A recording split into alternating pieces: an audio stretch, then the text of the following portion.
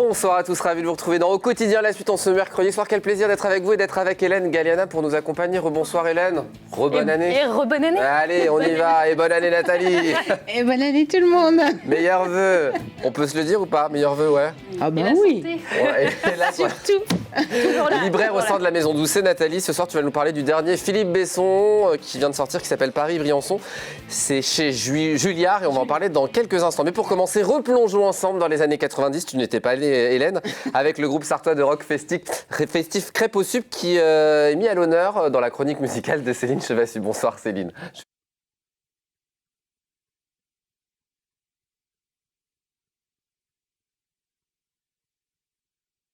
On a un petit souci, on a un petit bug. Nathalie, on y va, on va parler littérature pour démarrer. Paris-Briançon, c'est le dernier. Philippe Besson, et il est excellent. Le temps d'une nuit à bord d'un train couchette, une dizaine de passagers vont faire connaissance. C'est ça. Et leur destin va être lié. Oui, tout à fait. Alors, je ne dévoile rien. Pour moi, c'est un des très bons Besson. Il y a un suspense qui monte comme ça. Dès le départ, je ne dévoile rien. L'auteur nous dit que sur la dizaine de personnages dont il va nous parler, certains n'arriveront pas à destination vivant, mais on ne sait pas qui ni comment.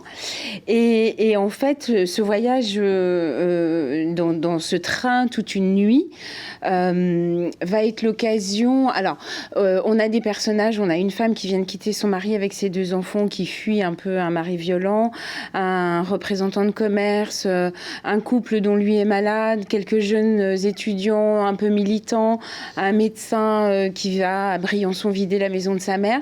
Tous ces gens-là vont se croiser au cours de ce train dans cette nuit. Et petit à petit, au fur et à mesure que le voyage avance et que la nuit avance, en plus la nuit c'est souvent propice aux confidences, ils vont peu à peu se dévoiler aux autres, à certains autres passagers du train. C'est un livre sur le destin, sur la fatalité, sur ce qu'on peut dire à des inconnus alors qu'on ne le dévoile pas à nos proches. Et à la fin de ce voyage, certains auront dit des vérités qu'ils n'étaient pas prêts à admettre. D'autres auront pris conscience de certaines choses dans leur vie. C'est très humain, c'est passionnant. On monte comme ça en puissance dans le suspense tout au long du voyage. Et je trouve que c'est un excellent Besson. Ça rappelle la fragilité de nos vies aussi, c'est ça l'idée oui, du bouquin aussi. c'est de l'humanité. Ça pourrait être n'importe qui. Et puis c'est ce huis clos qui permet, la spontanéité, la confidence, ce qu'on fait pas forcément quand on croise les gens comme ça. Paris-Briançon de Philippe Besson, c'est chez Julliard. À présent, monument national de Julia Deck chez Minuit, une vie de château en plein confinement. C'est peut-être pas spécialement ce qu'il y a de mieux, si je comprends bien, surtout quand on a des comptes offshore à l'étranger et qu'on peut pas récupérer. Alors ne dévoilez pas tout. Ah bon, d'accord. Non, c'est pas très grave. Julia Deck, moi j'adore parce que elle écrit toujours des romans où elle a des personnages qui, en apparence, sont comme vous et moi, tout à fait normaux, mais qui sont quand même à la limite de la folie. Et là, on n'échappe pas au truc. Elle va nous parler d'un vieux lion du cinéma français qui vit à Rambouillet dans un château. Avec sa jeune épouse, leurs jumeaux, la fille qu'il a eue d'un premier mariage, les domestiques qui sont importants aussi dans le roman. Et puis d'un autre côté, on suit aussi le parcours d'une jeune femme qui habite au Blanc-Ménil, qui est mère célibataire d'un garçon un peu différent, qui travaille dans un supermarché. A priori, ces deux mondes ne sont pas faits pour se rencontrer. Pourtant, au cours du livre, ils vont se rencontrer. Et c'est là que tout commence à partir en vrille. C'est drôle, c'est une comédie. Alors oui, comme tu l'as dit, ça se passe au moment des manifestations des Gilets jaunes, puis du premier confinement. C'est drôle, c'est déjanté. C'est un huis clos dans le château, du coup ? Alors ça va être un huis clos au moment du confinement.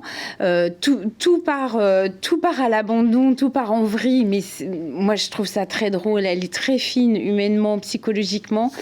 Et voilà. Et alors, on est en plus dans le people et vous vous amuserez à découvrir parce qu'elle s'est inspirée de plusieurs personnages people, mais il y en a un quand même qui prédomine. Ça a l'air très théâtral en tout cas. Peut-être qu'il y aura une pièce qui sera tirée prochainement. Ça me fait penser aussi à Downton Abbey. On a l'impression un peu Downton Abbey version 2022 pour ceux qui connaissent. C'est un peu ça. Ouais. Julia Deck chez Minuit. L'un et l'autre vont peut-être venir chez vous. Alors, on est en pourparlers maintenant avec qui avec Philippe Besson, Bon. mais maintenant, voilà. On va attendre que la situation s'améliore. Voilà, la pandémie va peut-être retarder quelques dédicaces. Merci beaucoup Nathalie. Un mot sur ce roman Ghost Love, le dernier roman fantastique de l'auteur sartois Loïc Leborgne, un auteur très prolifique et qui a écrit plus de 30 romans. J'adore, je l'ai lu pendant les vacances. Il évoque la princesse Alice de Monaco et sa vie passée dans le château de Aubuisson à Chéréo, château qui a été retenu dans la dernière mouture de la mission Berne. C'est vraiment fabuleux, il faut le lire. Il sera mon invité d'honneur mardi prochain dans Sartiez-moi de là, j'en suis très content. Et on évoquera ce beau bouquin avec lui. Merci beaucoup Nathalie, c'est un plaisir de parler littérature avec toi. À présent, on va replonger dans les années 90. Vous n'étiez pas née Hélène. On va parler du groupe Crêpes au sucre avec notre chère Céline Chevassus. Bonsoir Céline. Bonsoir Aurélien, alors je ne vais pas déroger à la tradition, je te souhaite tous mes vœux pour cette nouvelle année, ainsi qu'à toute l'équipe de Quotidien et également à vous qui nous regardez chaque semaine. Alors pour commencer 2022, j'ai envie de vous ramener 25 ans en arrière, et oui, pour vous faire découvrir ou peut-être pour vous rappeler quelques souvenirs d'un groupe qui a véritablement marqué le paysage sartois pendant près de 15 ans. Ce groupe, c'est Crêpes au sucre, 6 musiciens, du rock festif aux consonances celtiques. Ils ont joué à peu près dans toute la France, et notamment au Printemps de Bourges ou encore au Festival Interceltique. Ils ont joué leur dernier concert, c'était en novembre 2011 à Saint-Saturnin. Ils ont rendu de nombreux Sartois bien tristes, mais ils nous ont également laissé de nombreux souvenirs. Et bien justement, je vous propose de nous quitter sur quelques-uns de ces bons moments qu'ils nous ont laissés. Voici donc Crêpes au sucre.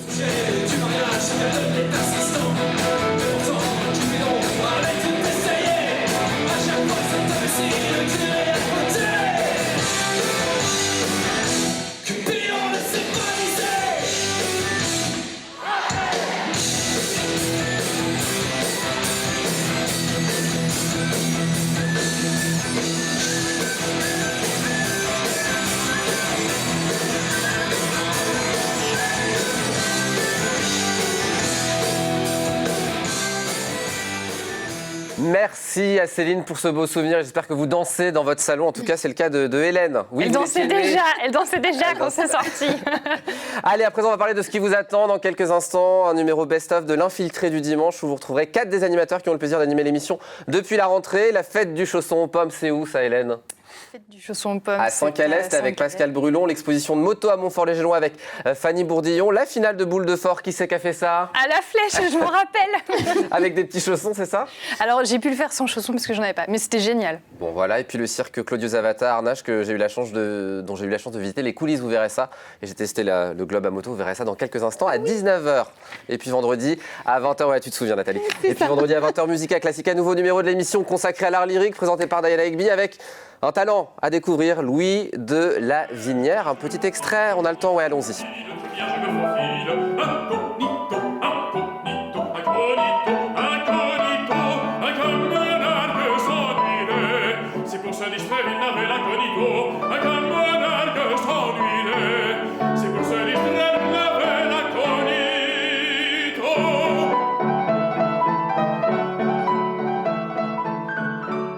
La suite, c'est vendredi à partir de 20h. Merci de nous avoir suivis. Très bonne soirée à vous deux, mesdames. Et à vous, chers téléspectateurs. Dans un instant, le best-of de l'Infiltré du dimanche. Moi, je vous donne rendez-vous demain, 18h30, en pleine forme, avec le sourire et sans Covid, pour Au Quotidien. À demain.